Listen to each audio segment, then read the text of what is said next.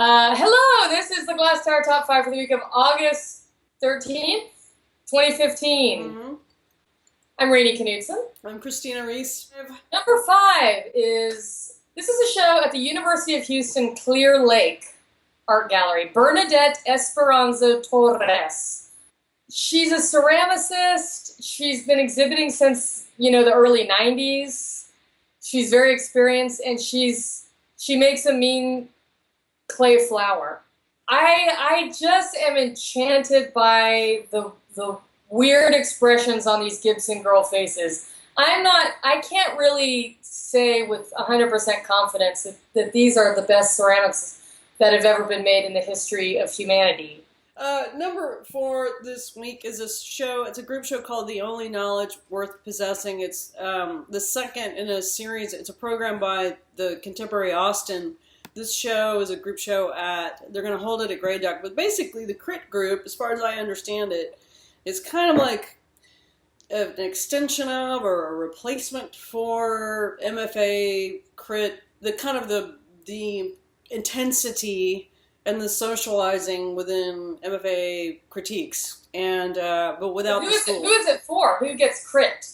Travis County artists apply, and they get together for these 3-hour sessions. I have very mixed feelings about this. I feel like it's people who are just trying to stay inside the ivory tower as long as possible. It's people who can't get over not being in school anymore. I mean, why do you have to manufacture these social circles rather than just having them continue organically? This is in the city that is home to far and away the most highly ranked art school in Texas. Yeah. Now, whether or not you agree that the University of Texas at Austin's art school is the best art school in Texas is another discussion. Right. But it's very large, certainly, and it drives a lot of the artist activity because most artists who live in Austin are students because artists can't afford to live in Austin anymore for the most part.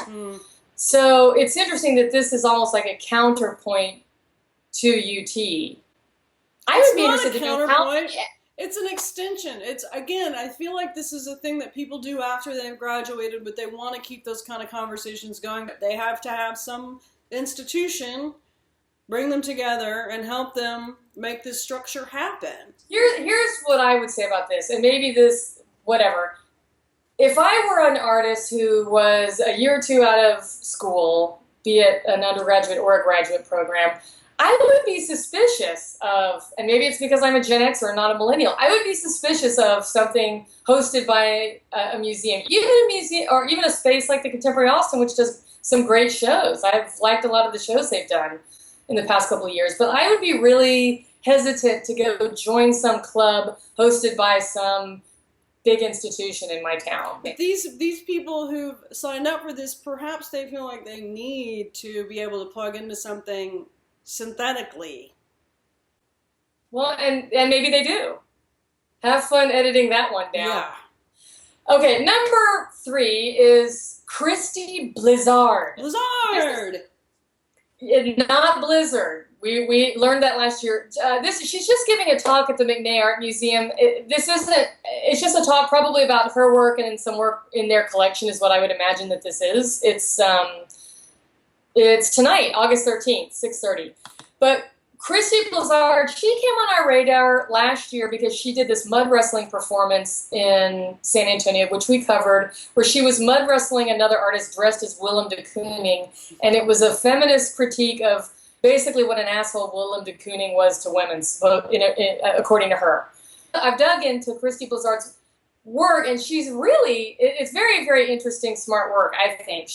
Right now she's doing this whole series where she goes to New York to the Today Show and stands in the background of the newscasters and holds up signs. And there's like Matt Lauer, and the humor and the absurdist quality certainly gives it a nice spin. This is highly enjoyable feminism. Oh, I'm going to get in such trouble for saying that.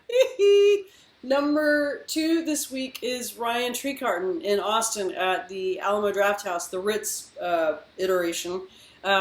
It's going to be a screening next Wednesday, August 19th. It's Sibling Topics, one of his 2009 Yeah, Homo Arigato, Sibling Topics, Did 2009. you get my robo dancing because it's Homo Arigato? I saw that. That's why I went ahead and said the words.